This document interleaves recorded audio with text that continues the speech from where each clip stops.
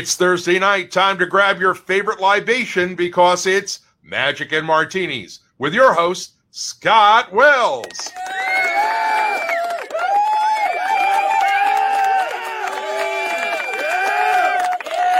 All right.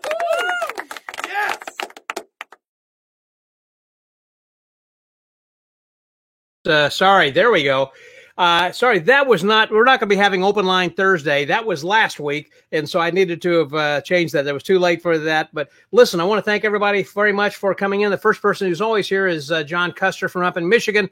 I know it's cold up there. Thanks, buddy. I appreciate you being here from week to week. You're one of our longtime people who's always here with us from Chesapeake, Virginia. Thanks a lot, Wayne. I'm glad that you're here then with us as well. As I said, this is just, and Dan Sclair, you were here last week when we did have our open line Thursday. And that was, by the way, something for all of you people. I did not plan on actually having a program last Thursday because of the weather, the power, the internet, and everything was out. But at the last minute, everything kind of came back up. And I thought, well, what the heck? Let's kind of see whether or not that we can actually, thanks, Jarvis.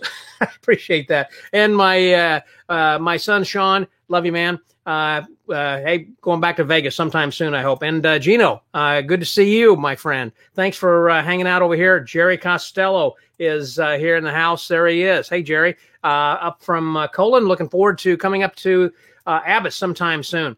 And so thanks, Elliot. Yes, I know, of course, you are involved with Illusion Vodka as well. So I appreciate you doing that. And Ron Siddick, you're here then too. And the rest of the gang who is, I got to have a drink. Hold on.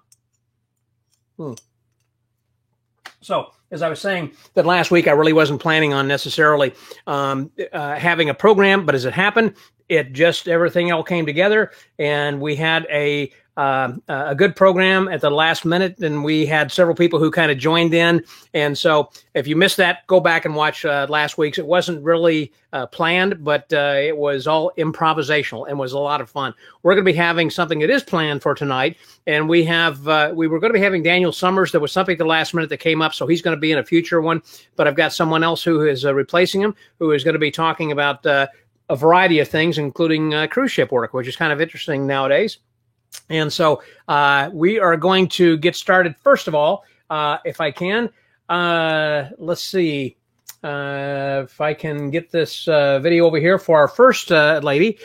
She is someone who has actually volunteered for over 200 magicians. And so this will just tell you a little bit about her. Somewhere here. Right here. And Harriet is known for helping the magicians. Typically, the ones from out of town who don't know who she is will, from the front row, say, could you come and help? And the audience will go, Harriet! And by that point, the magician is totally thrown, because it's like, why does the audience know who this person is? And I don't. How are you? Take a look inside. Stick your hand and reach around. Empty, yes? Can you give it a big hug for me? Perfect. Now don't move. Wait right there. I'll be back.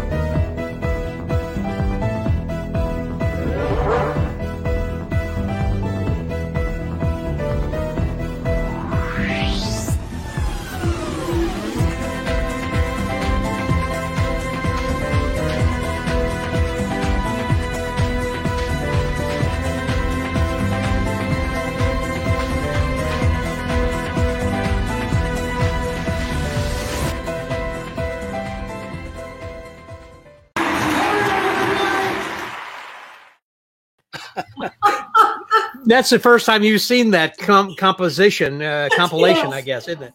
Yeah. So that was probably brought back some memories for you. It sure did. It sure did. And it's different being on this side of the Magic and Martinis. It is, yeah, because normally you're over on the other side. There were so many people who were watching, and last week, as I said, that we just kind of had like an improvisational thing, and PJ was on. PJ Compagna said it was such great fun. And also, I've got Phil Mann, who's watching the Susie Wanda special as well as at the same time. And Jarvis said he talked with you yesterday. But you hadn't told him. Apparently, I told him. I said, watch it because I'm going to be. But here's what I think is interesting: that Harriet started over there with Mark Holstein. Was he one of the first people you had helped? Yes. Assisted? Yes. That's great. Hi, Mark. And Peter Brown, all the way from Australia. And Mark loves you too, as we all do. And also Musin, we've got Kirby Van Birch. Hey, Kirby, so glad he was a guest a couple of weeks ago. And as Sue says, Harriet. That's what everybody always says. That's right. My Thank name you. has a life of its own. Yeah, there you go. Ken Dom also, Harriet, yes.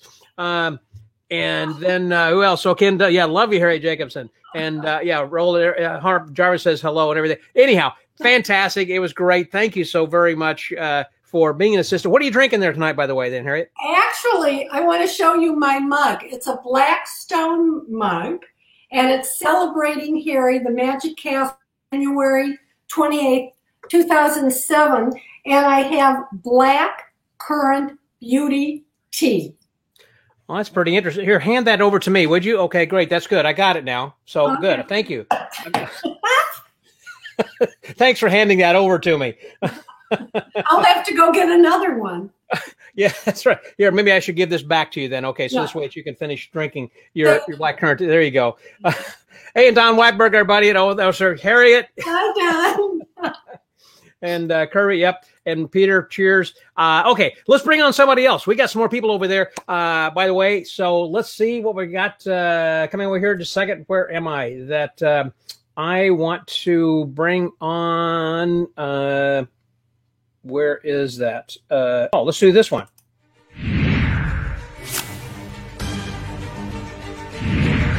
Ladies and gentlemen, Sean J.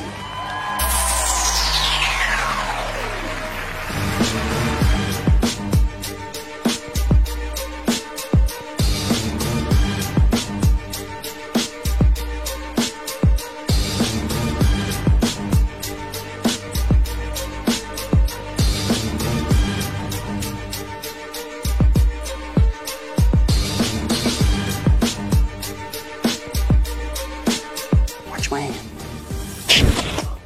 Oh my gosh. Something with nothing. Today we have someone really exciting here on the show. We have Sean J, Raleigh's favorite magician. One coin could violate so much personal space. That's two.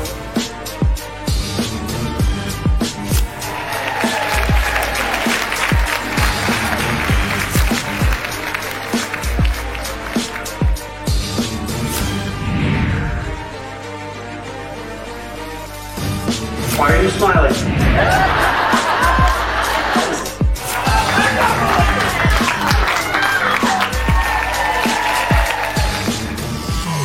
That's it.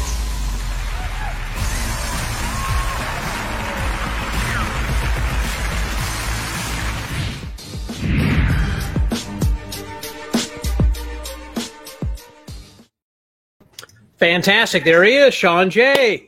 Hello, How are you, man? everybody. Hello. Here's to you. So glad to have you here, all the way from, where are you living right now? North Carolina. On East Coast time. And East North Coast. Carolina, it's got to be a little bit cold there too, right? It has been, but not today and yesterday. Today was like 65. Yesterday was 72. So we spent some nice time outside. Yeah. It's been 78 here. And now here up you there for you, it was what? Oh, like 37. But Oh, it's my. been like 19 and 24. Yeah. By the way, John Pullum also is in Harriet over there. John Kester. John. Yeah. over there. And so anyhow, one of the things, by the way, too, I forgot to mention before we kind of got started over here was that I was trying to decide which T-shirt to wear tonight. And that was, I posted that over there on Facebook, and I'd shown a few pictures of something that I wasn't sure what I wanted to bring. And so you can see that I've got over there several of T-shirts from Matt King, Walter Blaney. I've got Merlin McFly's from Santa Monica. There's a Showgirls of Magic way back when, TAOM. Amazing Jonathan and Magic Castle and the Magic Island and all kinds of stuff. And so the reason I decided to wear this one tonight is because, hey, we're celebrating the 600th episode of the Magic Word podcast. And we're doing it by having Max Maven, who was our guest on today's show. So if you've not had a chance to go and watch this, to listen to this, I recommend, if you would, please just go over and check that out. It was number 600, and it was a lot of fun and a lot of great stuff that he talked about. The one thing we didn't cover, I kind of wish we would have, and that would have been, apparently he's into WWE. It used to be WWF, but he's my younger son, Nick, is what used to be into the World Wrestling Federation. And in fact, for those of you who want to know, that he just texted me. He's just as getting over. He had stem cell replacement last year on the same day that we all went under lockdown on May 13th or March 13th, and he just had another treatment here today, and everything has gone well. He's just saying that everything's going well. In case those of you who might be interested in asking about that, then too. Let's see. Ron said he's working with from home with the little problems then also. So listen, this next guy I want to bring on, and the video I'm going to show over here then with you for just a minute, Harry. I'm going to share the screen over here with you. Let's see if I can do this. Just a second. I'm going to share the entire screen, and there we go. I'm going to allow that. So this way we can then play yours. We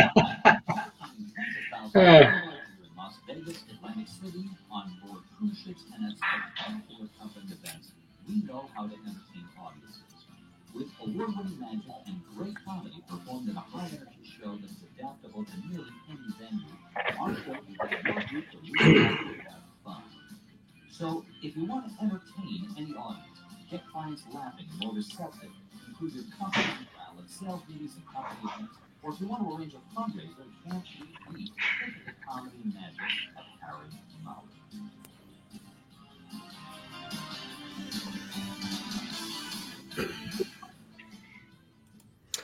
I'm wild about Harry, and I think everybody else should be also. Hey, Harry, so glad to have you here tonight. You use the old video. That's years and years ago, that video. You got to use the one on the website. I should have gone to the website. It was kind of a last-minute thing over there, and I just went to YouTube real quickly while we were doing this in the background over there. So anyhow, yes, you got I lost somebody's – oh, I'm sorry. I'm still – what is that playing? Oh, sorry. Let me stop that. That was the next video that was playing.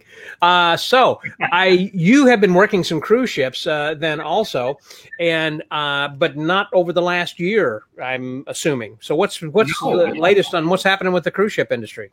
Well, actually, I think the cruise ships are going to come back by the summer. I mean, right now they're planning to come back March or April, something like that. But well, you know, it's going to be limited. I don't expect anything until the summer or fall on the ships. But otherwise, you know, I'm still scheduling land-based things. You know, I do more than cruise ships. I work, you know, quite often in different casino showrooms and different production shows and corporate events and things like that. So, you know, fortunately, I'm not reliant upon the cruise ships. But, you know, it obviously has made a good living for me for years. Yes, I know that it has now. Didn't you mainly work like in Asia area? No, I would spend seasons. You know, it depends. You know, sometimes I spent 2 or 3 seasons in Southeast Asia, and I love it. I love Southeast Asia. I mean, it's one of my favorite places. And in fact, if you're an entertainer, that's the place to get your tuxedos made. That's the place you want to have it. Well, I know also.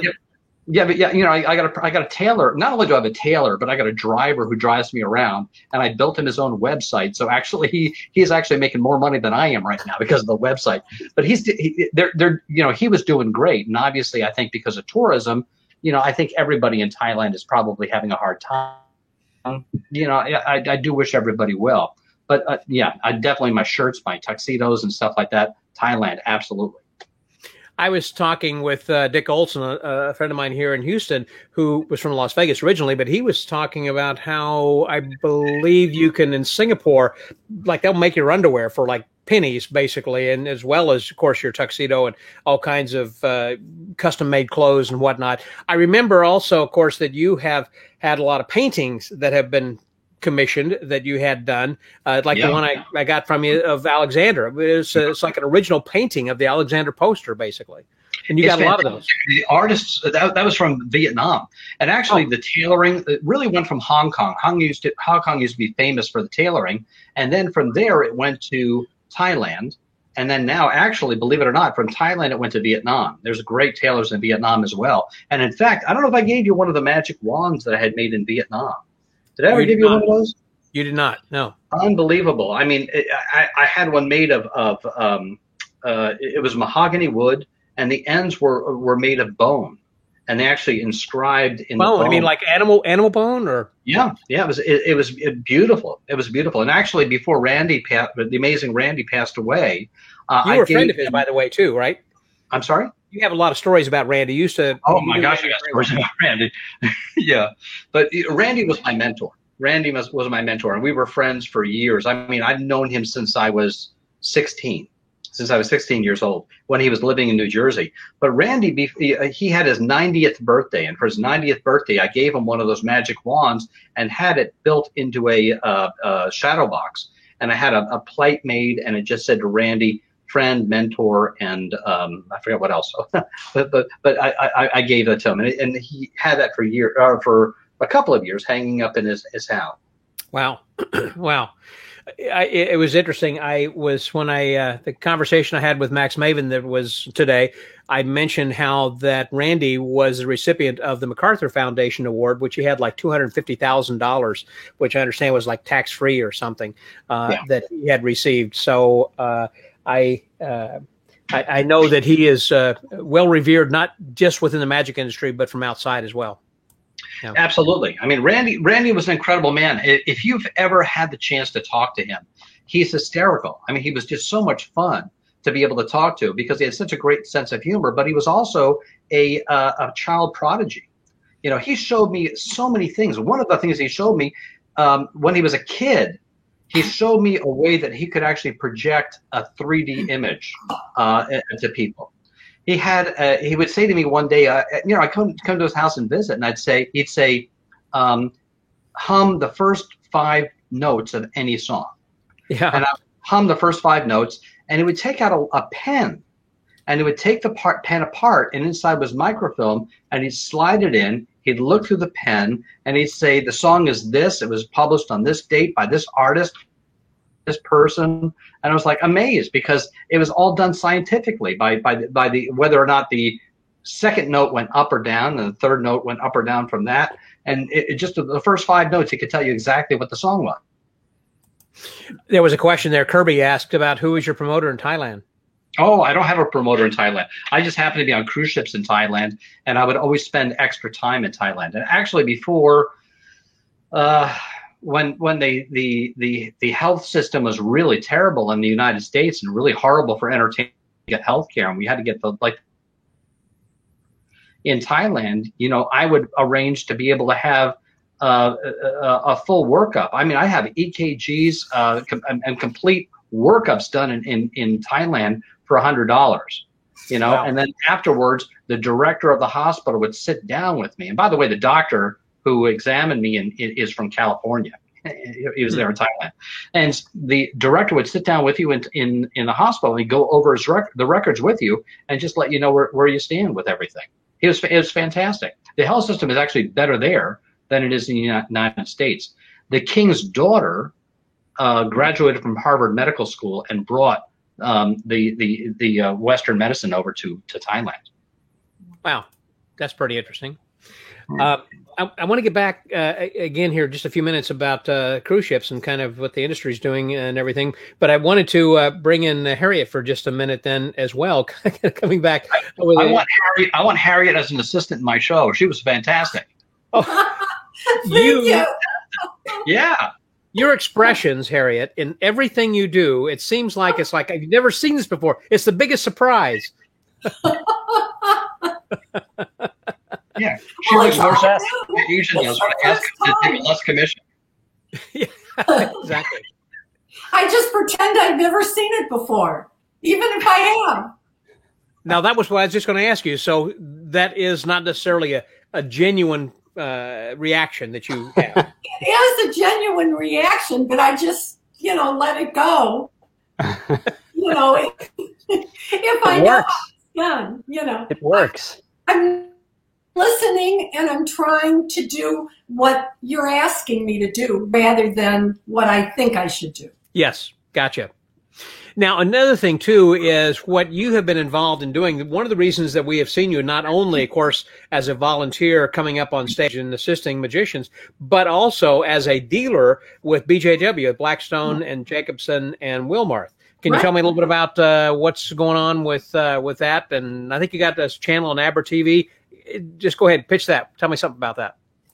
Which one, Aber TV or the jewelry? Well, no. Just talk about the jewelry. Talk about the jewelry there for just a second. Then. Well, the jewelry, we're in our sixth, unbelievably. And Robbie and I would go to all conventions. And can you? You just started to cut out there just a little bit. So. Okay. We started 16 years ago, and we go to the different conventions when. Well, now that they. It was so good just a minute ago. I don't know what just happened. And Gay. Over there. Did I stop again? Yeah. And I go, okay. So we were talking with Tim Wise with Abra.TV, and we're going to be on channel 13. Yeah. And Gay and I are going to have a talk show, and we're also publicize the jewelry, BJW Magical Jewelry. We have the Magician's M-Ring, which I'm wearing here. We have our Impossible bracelet, which fits, and then you take it off. And I go abracadabra, and it fits again. Is that the thing right there that Eugene Berger's wearing? Eugene Berger's wearing that one. And we have the illusion ring that looks like it's getting bigger and smaller, but it's all an illusion. And Max is wearing that one. So, and we have lots of interactive things. We have charms, we have earrings, we can custom make something for you.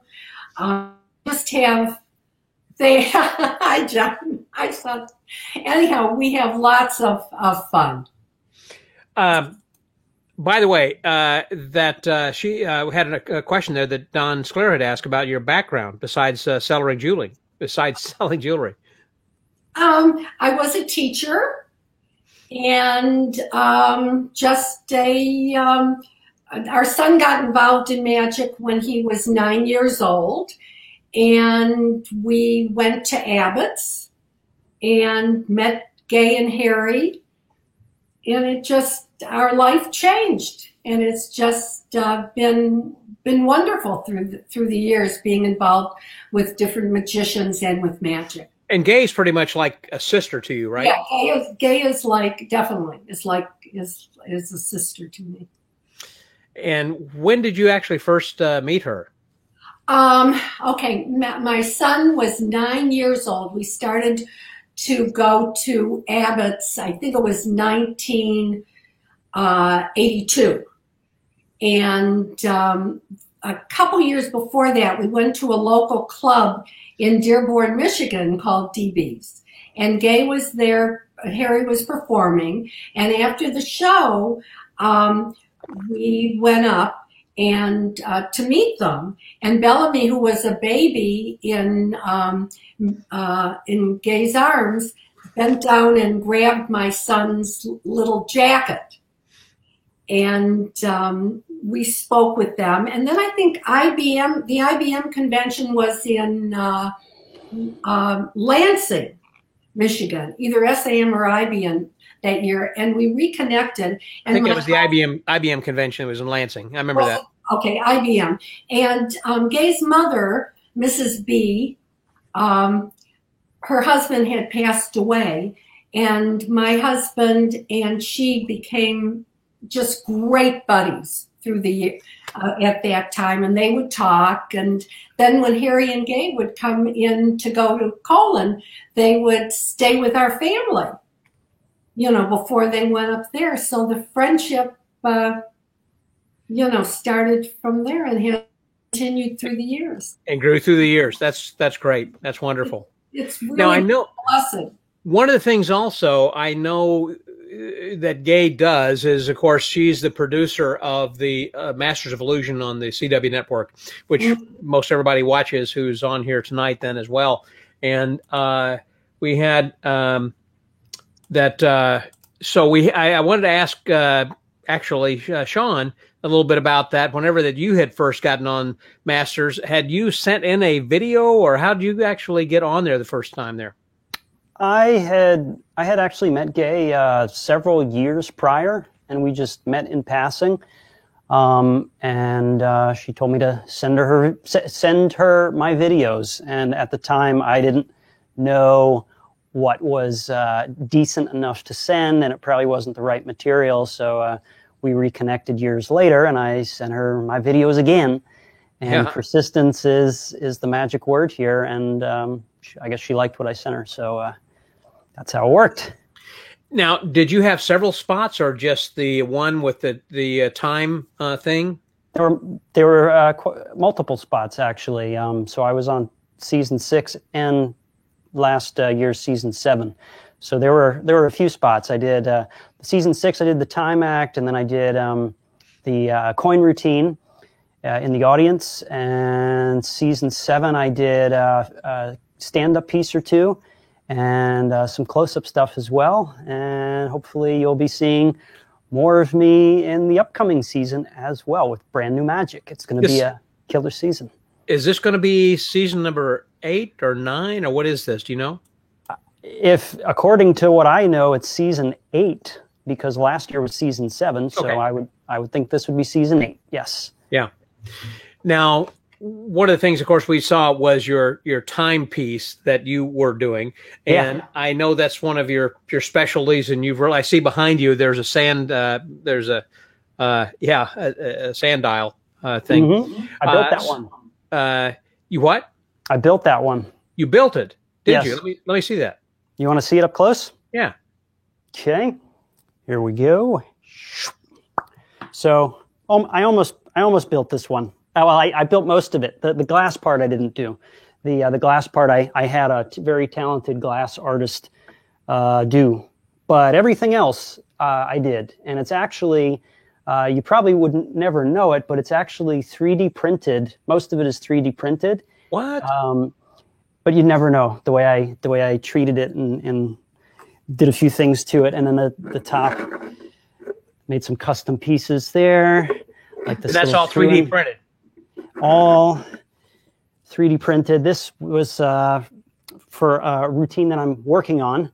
It's like a work in progress, so you might be seeing it on another show in the future. But this took a while. Oh yeah, this is aluminum. This was cut. And that's what I was going to ask you. I would think that would be aluminum. So basically, it's just the top and bottom pieces, and then the glass is separate then as well.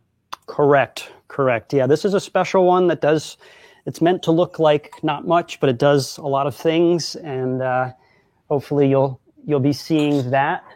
Well, this is something else I made.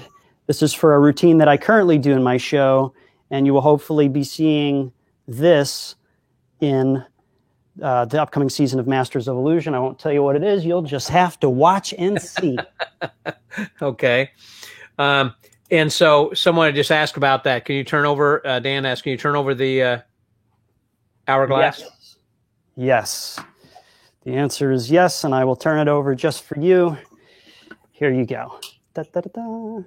Wow, that goes pretty fast. Oh yeah.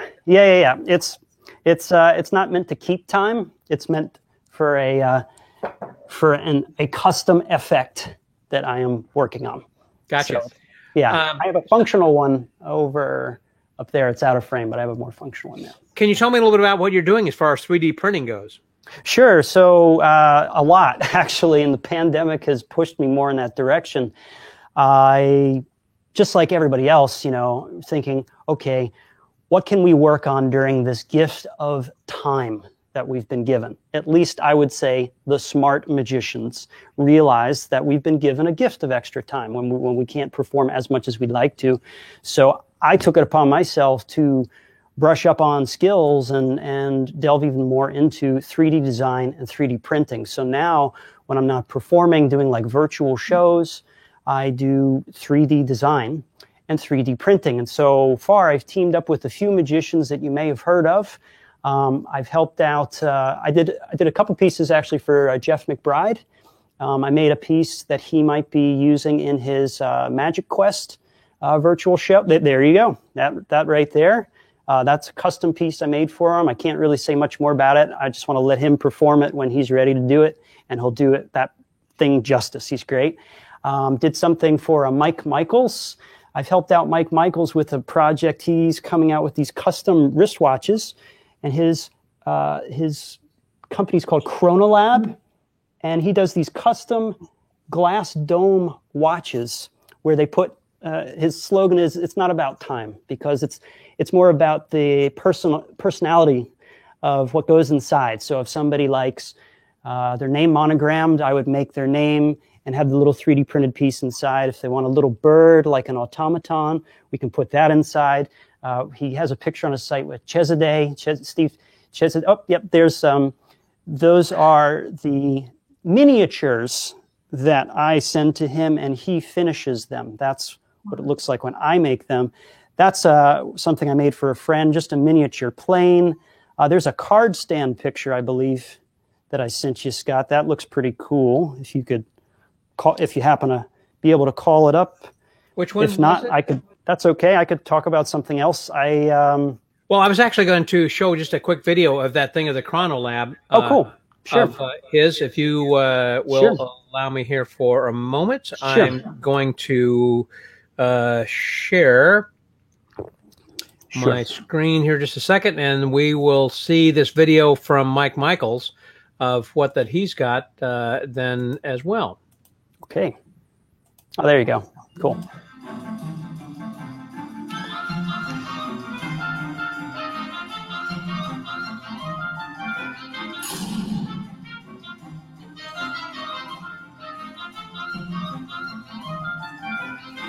There you go.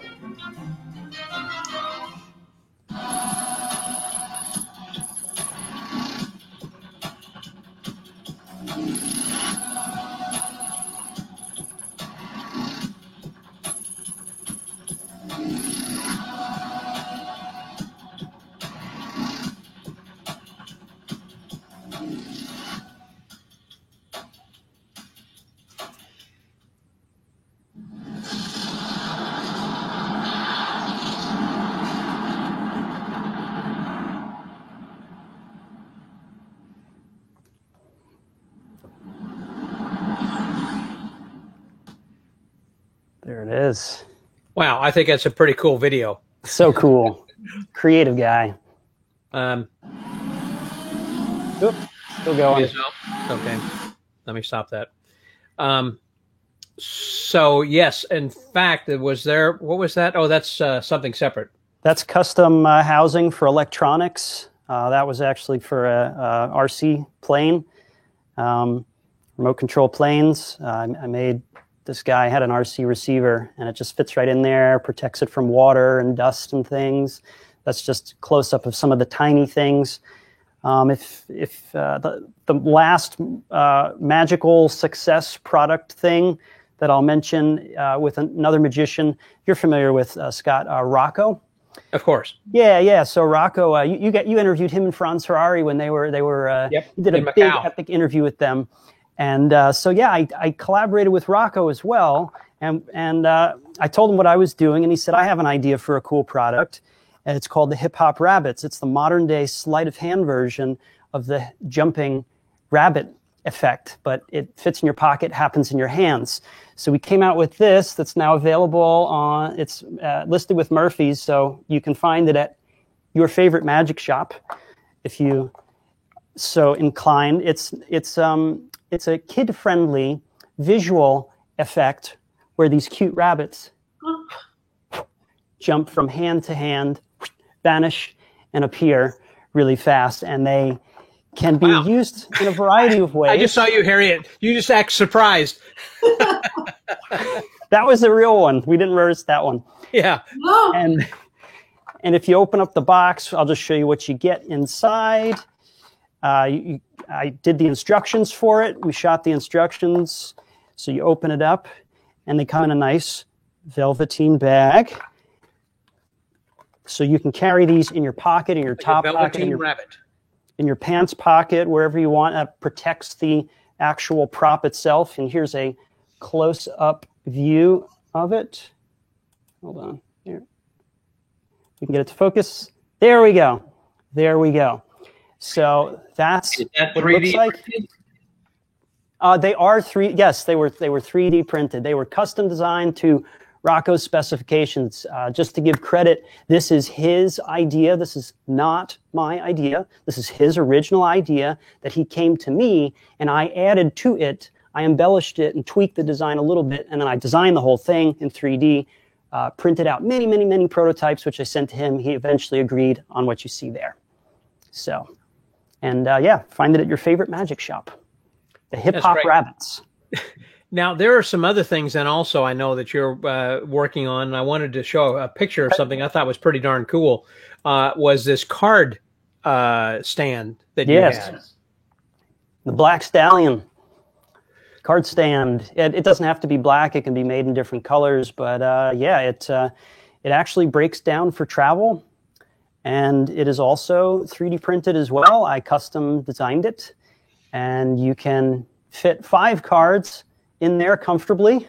You can fit more than 5 if you just don't mind overlapping them, like stepping them, but it'll fit 5 if you want to space them apart.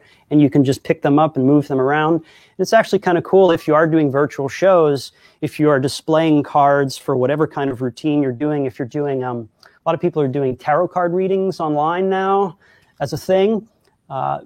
In this case, I sold one to a gentleman who does tarot card readings. And that's exactly what he wanted it for. So, that's the card stand. And I just use my knowledge of making things that come from people's ideas, and I just make them come to life. I use my creative mind. So I'm very grateful to be still using my creativity during this time. If I wasn't doing this, I'd really be going out of my mind. It's just, it's a labor of love and passion for me. So. Yeah. Would you show me also just that watch that Mike Michaels, we talked about that earlier. Absolutely, yeah. So I'll show you it on my wrist. So he made this one for me. They all, just to be clear, they all don't look just like this. The base part underneath where you see because it actually does tell time. I'm trying to get the glare out of the way.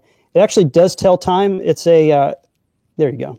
You can see these numbers, and you can see that one just spun.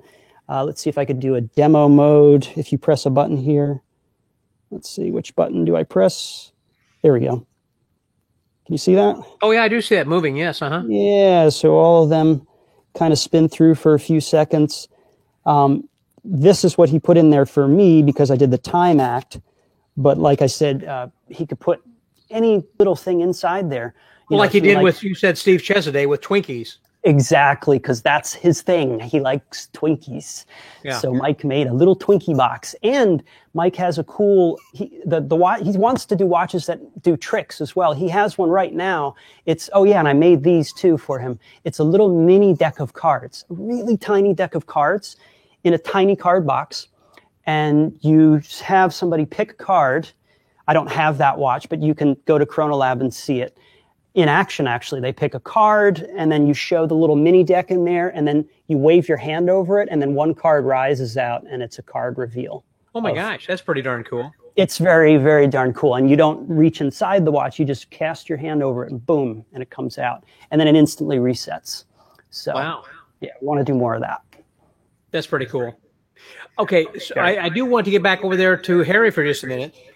As far as like cruise ships, when I had actually gone up to Dallas, I mentioned my son Nick earlier, and when I went up for his stem cell replacement and everything, I went over to Fred Becker's house north of Dallas and visited with him and for a while, and they were at the moment just saying, I don't know what we're going to be doing. It seems like things are going to be put on hold for a while.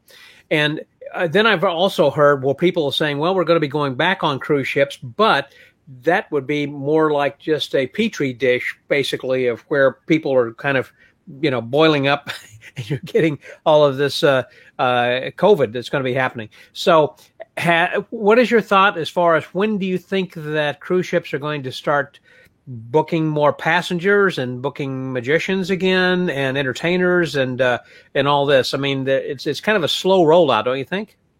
Well, here's the strange thing about the cruise ships is right now, believe it or not, 2022 is like booked like solid. It's amazing how many people have already booked. Otherwise, you have to realize that it's a controlled environment. In other words, it's an environment you can actually do something with rather than just around the United States, where you have no control over anything. So in other words, they can really protect things more like the casinos are doing right now, where they can super clean things. They can make sure that things are a lot more sanitary.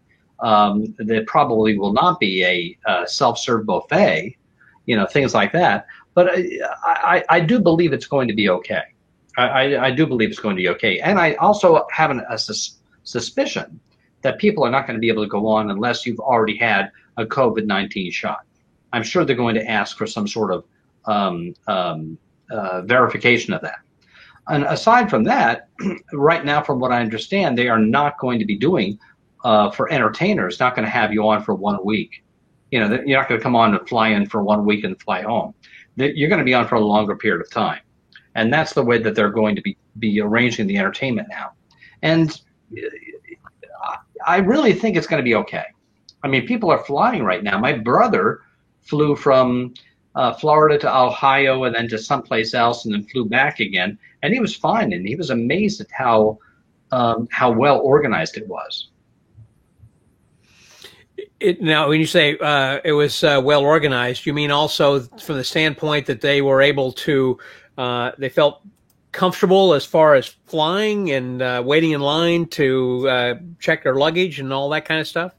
Yeah, I mean, I think people felt safe. I really do think they felt safe flying. I'm not personally ready to fly. I don't know if it's that safe. And I know a lot of people are still flying. So, I think it's probably okay. It's probably okay. Probably okay. Yeah. Thank you, Dr. Fauci. So I'm no expert. I'm no expert. I know. We're just trying to get along the best that we can with all of this, then as well. And it is very difficult, certainly, to try to figure out what we should be doing and a little at a time. I just had my second shot this last Wednesday, so I'm good to go. But as I understand it, and I was on the phone with you during that time. That was funny because, well, when I was talking to Harry on the phone, all of a sudden I was saying, look, I'm waiting for 15 minutes. And he said, well, if for some reason that we go off, I'll call 911. And my phone it went off. And so I got your call back and you left a message saying, should I call 911? What's the heck's the matter? You okay? Yeah, clear. Yeah, that's right. I was fine. I have not had any side effects or anything. After I had my first dose, it was a Pfizer dosage. And once that I had the Pfizer dosage number 1, I had a little bit of a fever for about 5 minutes. I just kind of started perspiring, and then everything was fine. After the second one, I had my arm was just a little bit sore, but beyond that, I was fine. And so I just think everybody should be getting it. I don't know why there should be any hesitancy to go and get this done. We need to try to have some sort of larger group of us to have this done, so this way that we're comfortable, we can get actually back together again as magicians and enjoy each other in the real world. I mean, right now, this means so much to me to be able to talk to you guys and have a drink with you virtually here, even though we are reaching literally across the hundreds or thousands of miles to reach you and those who are watching us here tonight. But it really just means a lot to be able to be able to talk to people, because during the daytime, it's just me. And a lot of us are in the same situation. We're really not having an opportunity to talk to much of anybody, you know? So you're tired of talking to yourself, are you? Yeah, and answering myself. Yeah. Yeah. I see George Schindler is on. Hi, George. Yeah, George. One and only. Just hi there, Harriet. George doesn't remember this, but he and I did a show together in 1978 in Bricktown, New Jersey. Say it again. That you and George what? Me and George did a show together in Bricktown, New Jersey in 1978. 1978. Well, that must have. He's had a beard, I think, all of his life, hasn't he? Pretty much. I mean, when I've known him and you've known him. Yeah. Yeah. That kind of like a little goatee beard or something. It's amazing. Harriet, I wanted to ask you, is there somebody that you have had, I said, where you have volunteered for on stage that really completely, I mean, you're seeing things at a completely different angle. You're seeing kind of at an angle. You're seeing like the wings angle as opposed to the camera and the audience angle. Has there been something, though, you have or someone who you have helped and so, yeah, George says he's in an ice palace then right now. Yeah. So yeah, right. Has there been something that has really, really surprised and fooled you? Because, again, you've seen pretty much everything and assisted hundreds of magicians, literally. Are you saying something that magicians have done, or something that an audience member has been on stage with, or what? No. I'm just asking Harriet about whether I'm sorry, excuse me. That's okay. That's okay. No, I was just wanting to ask Harriet about this, about whether you have had some people who you have assisted being on stage as a volunteer, where you've been sitting on the side or standing there. Obviously, you see things that the audience doesn't see. But aside from that, have there been things that have just you remember as being one of the more amazing kinds of performers? First of all, as far as I never volunteer. Okay, they have to choose me. Okay. So, just kind of to clarify that, there was one time that a gentleman was asking for somebody and nobody did offer to go up. So finally, after it got a little awkward, I did kind of acknowledge that I was willing if he wanted to use me. Something I remember, I think it was Tony Clark, I'm not sure, with the TV. He was one of the first gentlemen, or that I had seen, that he took things out of the TV and he had me sit by the side of the TV. Out of all the times I've helped somebody, it's just been spur of the moment for me. I have not known. Maybe 3-4 times I've known ahead of time. One time was with Harry and Gay that I knew ahead of time, and another time was this particular trick with the TV. And he said, you'll be sitting on the side. And it was amazing because I did not know. I had no idea how he was doing it, even though I was sitting right there and watching. And it was amazing. And who was that? I think it was Tony Clark. I think Tony, okay. I'm not positive. That's the other thing. I've been very negligent. I'm trying to put together across the years and who I helped with photos and digital media. So if anybody sees this Magic and Martinis, and you did choose me to help you, and you have Tony Chapek. That's right. Thank you, Mark. I got the first name right. Yes. So anybody has, like, if I've assisted you and you have a photo, or people in the audience and you have a year, I really would appreciate your emailing me. And I think, Scott, you have my email. It's harriet.jacobson@gmail.com.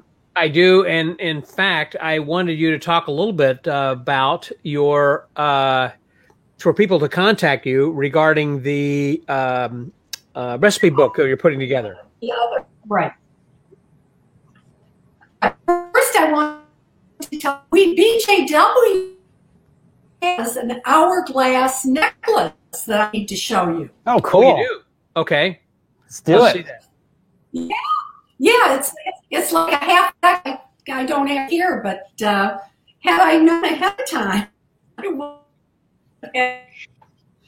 Oh, You're starting to freeze for up. the American Museum frozen of time. Magic.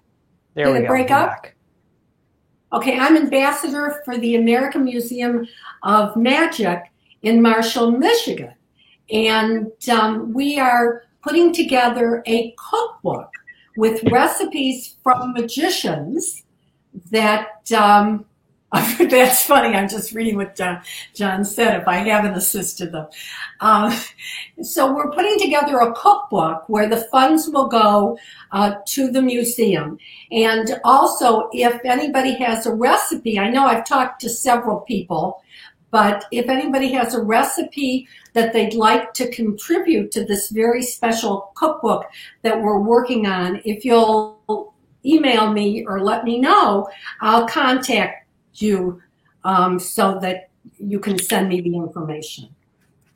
But this is going to be something that's going to be coming up and completed by the end of the year, I guess. And probably, as you and I have talked about this, it sounds like there are so many people who want to contribute a recipe in the cookbook. There may be a sequel or two. Right. You never know. But I'm going to send you a Google Doc, and we're hoping it's sometime in the fall to, because everything takes longer and more preparation than I've never done this before. So if you're So magicians won't starve. Yes, we won't starve. That's right. That's right. Right. I had a recipe from Houdini he sent to me. Yes, I did. I sent you a recipe for a bread pudding that Houdini had. And also, Frank Garcia used to have some recipes in the back of his book, and we talked to George Schindler about that, and George was the one responsible. I talked to George about it. Okay, great. So if people have some ideas, please contact Harriet, if you want to get on there then as well. One of the things also, by the way, I wanted just to get back, if I can, to Harry. We got Harry and Harriet. Yeah. But I want to get to Harry again for just a second. You have so many different ideas and things. Before we came on the air, I was talking about your different ideas that you have, which you're always one of these people who is looking for additional streams of revenue and finding these great opportunities where we can go out and find great stuff and everything. So what is it that's new? What are you working on then right now that is something that we should all be going and taking a look at? Or I know you got some other kinds of things where you are helping and coaching people and teaching people. Yeah. As entertainers, we are all entrepreneurs. We really are. And I put together a site called The Enlightened Entrepreneur. It's actually www.enlightened-e.com. And on there, there's a lot of free and low-cost resources for entrepreneurs and small businesses, because I've done this for more than 30 years. And because of that, I find inexpensive ways to be able to do things. And I published a book last year on Amazon called On Your Own But Not Alone, 50 free and low-cost resources for entrepreneurs and small businesses. And it became an Amazon bestseller, which really kind of surprised me. And so now, based on that, I started a podcast, and the podcast is called The Enlightened Entrepreneur. And you can find that on most major podcast platforms. But like iTunes? What I reveal are free and low-cost resources that cost, and when I say low cost, it's under $20. Everything is under $20, if anything. Usually it's free. And by the way, let me get that. Here's the book. It's called On Your Own But Not Alone. You can get it on Amazon. But it's it's really cool because it's got stuff in there like a free autoresponder system, a CRM that's completely free for up to 1 million contacts. I'm trying to think what else is in there. Everything from video programs to video editing programs to autoresponders to I'm trying to think what else is unusual in there. But there's just tons of stuff in there. It's just packed with stuff. And so based on that, every week now I've been putting up new pieces of information online. And my podcast is only about 5 minutes long. So it's 5 to 10 minutes at the most. And it gives you a new tip or a new idea or a new resource that you can actually utilize in any business, whether you're an entertainer or you're a small business or you're an entrepreneur. What's the name of the podcast again? The podcast is called The Enlightened Entrepreneur. Now, there's a couple of them out there, so make sure you put Harry Maurer on there, and you'll find it properly. Okay. Did you notice my glasses from the Academy of Magical Arts there? Looking good. Yeah. So have I got this right? I was just typing this in, The Enlightened Entrepreneur. Did I spell that correctly? Yeah, type in if you go to the website, which is enlightened-e.com, you'll have the links to everything.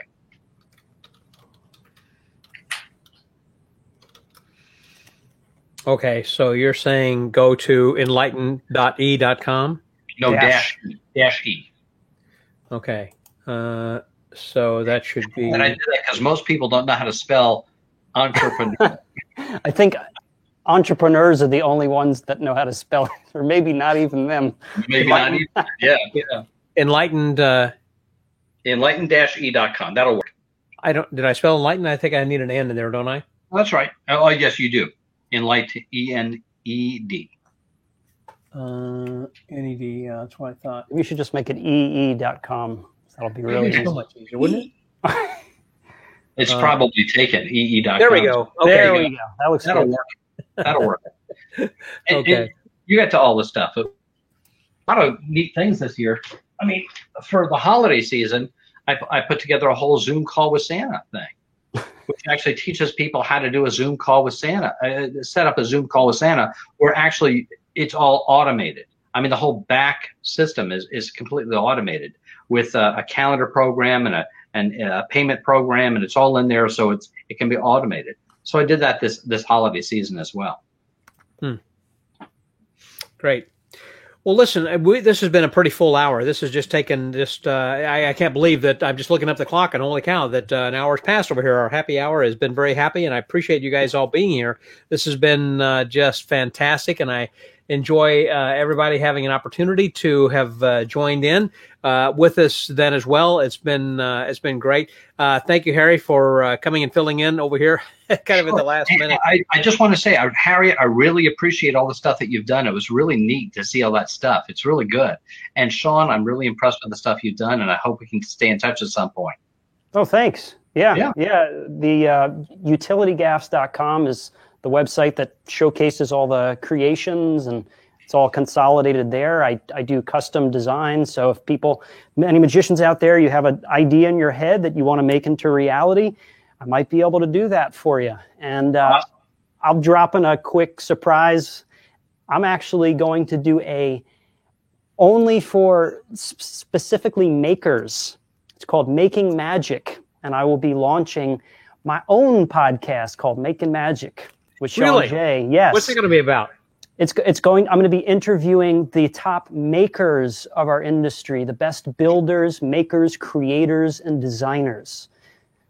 The mind behind the design. So if you go to utilitygaffs.com/podcast or just the podcast page, you can enter your email and you'll be notified when the first episode goes live, and you will be very surprised with the guests that I have. It's going to be awesome. Very cool. Good. Well, I'm glad that you guys were here tonight, and I think everybody got a lot of good information here from everybody then as well. So thank you for joining me here on this very special. This was very special because I said this was actually the 600th episode as well of our podcast, and so today's the day. So thank you guys for being here. And you, so yes, for having me and all the other guests. Excellent. It was a treat, a pleasure to be here. Yeah. It was a lot of fun. It was more than a pleasure. It was a contractual obligation. Oh, okay. I forgot. Oops. Shh. Thank you guys again very much. It's been fun, and I look forward to this next week. We're going to be having another some more great guests coming in next week then as well. I noticed that Tom Gentile is here. He's going to be the upcoming most illustrious. He's going to be taking Batman's place, Joel Zaritsky's place. But tomorrow is going to be, I wanted to have everybody kind of go over and check out the Ariane's Magic Kitchen. So if you haven't done that, I know that Tom always does that. And also, Harriet, you're involved there as well. Yeah. So it was great. So thank you guys very much. And it was interesting then also what you had to say, Sean, about the 3D printing. That's why I wanted to have Gene Protis and some of these other guys who are in talking to, who I know do this kind of thing. So I think we've kind of generated kind of some interesting buzz about all this as well. Thanks. Next week, we're going to be having something really interesting on this edition, as well as our podcast. I'm going to kind of release this simultaneous. I haven't done this before, but two things. One is I'm going to actually have a video podcast, if you will, on YouTube, so you can watch this. And this is going to be with Scott Alexander and Alon New and Puck talking about their the new book that Scott had just completed called Collected Wisdom. It's a biography about Denny Haney. Oh, well, yeah. I'm going to be releasing that on the same day that I will be releasing a podcast that I have done with them. So you can actually watch a video of that podcast on YouTube at youtube.com/Texas Magician. Subscribe, if you will. And also it will be on our regular podcast that you'll be hearing coming up next week. And they will be my guests then coming up this next week as well. So awesome. It's going to be great. I'm looking forward to everybody coming back. We've had a good session over here then this evening. Thank you guys very much for being my guests on this. Yeah, I agree over there, Mark, and also for Peter. That was a great book. It really was something that was, well, we'll talk about it next week at length. It was really a very good book about the life of Denny Haney, the way that it was written.